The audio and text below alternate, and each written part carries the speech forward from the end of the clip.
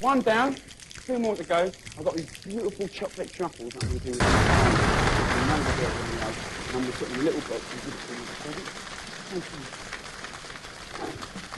Right, if you're a chocoholic, here we go. What you need is some really good quality chocolate for these chocolates. I want some Valrhona. I've got some 80% stuff, and basically I'm going to have about 450 grams. Just give it a right good bash up. Now, I want to melt this. You've got to do it carefully. In a bowl, over a little simmering water. Just give it a stir when you can. I want to make some caramel, so you need about 400 grams of caster sugar. Get that into a pan with about 8 or 9 tablespoons of water, and slowly bring it to the boil. It's going to turn into a bit of a syrup, and then it's going to start getting darker and darker, slowly, slowly.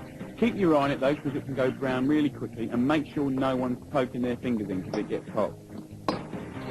Now, don't forget to stir up your chocolate.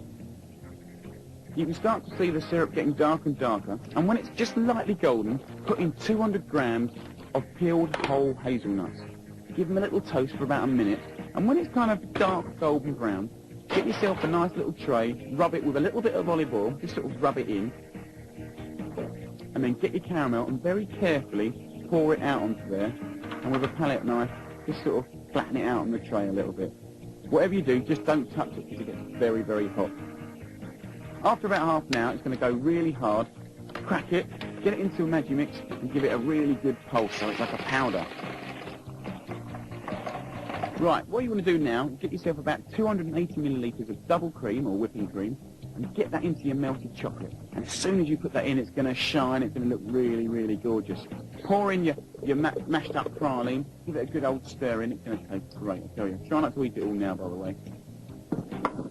Get yourself a little dish, and just pour all of that chocolate in there, and kind of flatten it out a little bit.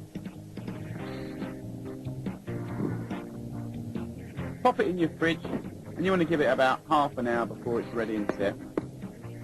Now this bit's exciting because basically it's the best bit because you can eat it soon. So, get yourself prepared for a little bit of chocolate making. So, get some greaseproof paper or a tray, get a little rack on top, and then you can shape the chocolate any way you like. Round, sausage shaped, you can get a couple of teaspoons and do little quenelles if you're a bit arty-tarty.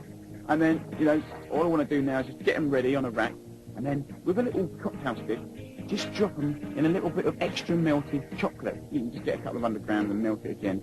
Plop it in there, and look at that, gorgeous.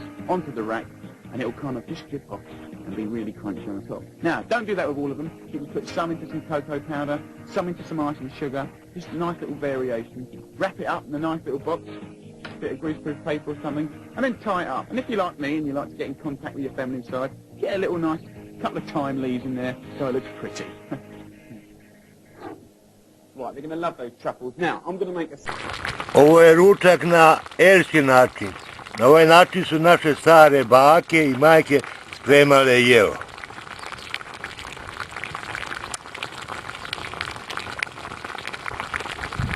Pogledajte i uživajte.